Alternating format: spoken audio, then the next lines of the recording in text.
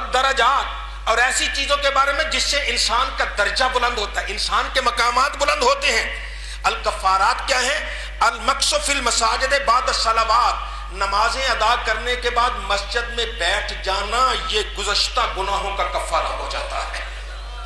نماز پڑھی، نماز کے بعد بیٹھ گئے اور مسجد میں ہی بیٹھے ہیں، کوئی بات نہیں کی ہے، اللہ اللہ کرے تو نور علی نور ہے، اللہ اللہ نہیں بھی کہ خاموش بیٹھ گئے، وہ کسی سخی کے در پہ ویسے ہی بیٹھ جانا تھوڑی بات ہے، یہ بڑی بات ہے۔ وہ تو سخیوں کا سخی، وہ داتاؤں کا داتا، وہ سب کا لجپال ہے۔ اس اللہ رب العزت کے در پہ جو آ کے بیٹھ جاتا ہے اسے محروم نہیں رکھتا۔ پر میں پہلا انعام تو یہ دیتا ہوں، وہ بیٹھنے والے، میں نے تیری زندگی کی ساری خطاؤں کو معاف کر دیا ہے۔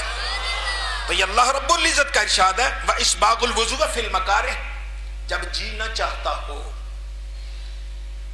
موسم ہو ٹھنڈا، جی نہیں چاہتا وضو کیسے کریں، ٹھنڈک ہے، اس وقت وضو کر لینا۔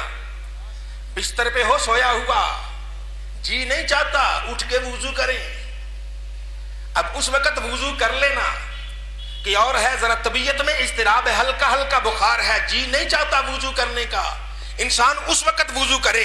اللہ فرماتا ہے کہ اس وقت جو وضو کرتا ہے، وضو کرنے والے کے بھی اللہ تعالیٰ پچھلے سارے گناہوں کو معاف کر دیتا ہے۔ اس سے سستا سودا کوئی ہوگا؟ کبھی سوچا؟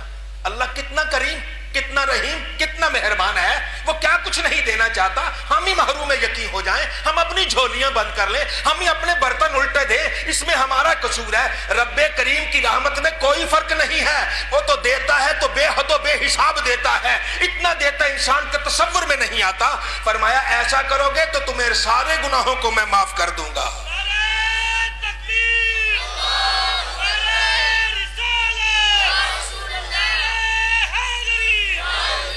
اللہ رب العزت نے جب اتنی بات اپنے محبوب سے سنی، فرمایا صدقتا، اے میرے محبوب بات تم نے صحیح کہی ہے، فرشتے اسی بارے میں جھگڑ رہے ہیں۔ وَمَنْ فَعَلَ ذَلِكَ، جس نے ایسا کر لیا، جس نے ایسا کیا کہ نماز کے بعد کچھ گھڑی بیٹھا مسجد میں اور جب جی نہیں چاہتا تو اس وقت وضو کر لیا، جس نے ایسا کیا عاش بخیر و مات بخیر، خیریت سے زندگی گزارے گا، دنیا سے بھی جائے گا تو خیر سے جائے گا، یعنی جب تک رہے گا با ایمان رہے گا، دنیا سے بھی جائے گا کلمہ پڑھتا جائے گا۔